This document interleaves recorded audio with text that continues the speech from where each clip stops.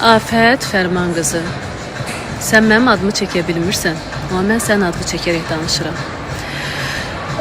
Deməli, deyirsən ki, mənə deyirsən də sözündən belə çıxır, storylərindən belə çıxır. Eybi yoxdur, demənəm. Ana sözü söyürsən, anama ağzıva gələn danışırsan.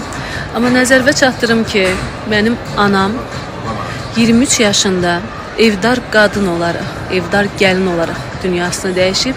Sənin anan 60 yaşında palatka müğənnisi olaraq dünyasını dəyişib. Bir bax gör o sözlər kimə yaraşır, kimin anasına yaraşır, kimin anasına layiqdir.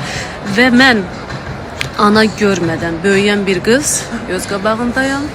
Sən ana görərək böyüyən bir 50 yaşında qadın.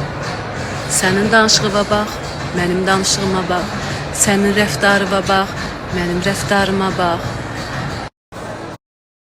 Qaldı o it qızı məsələsinə, bəli, Afət Fərman qızı. Onu sən mənə demirsən ki, mən əgər sənə deyirəmsə, Afət Fərmanın qızı yox, Afət itin qızı olaram. Və bunu dəfələrlə demirsən, bu sənin ağzının sözüdür. Bu sənin öz sözündən deyim, leksiyonunda var.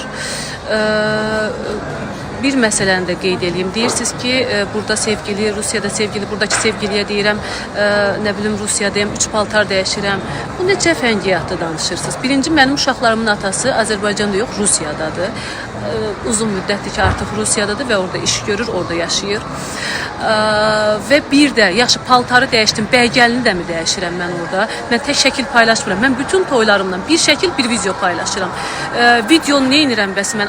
Restoran da mı dəyişirəm, bəygəlini də mi dəyişirəm, qonaqları da mı dəyişirəm, musiqiçiləri də mi dəyişirəm? Belə şər at.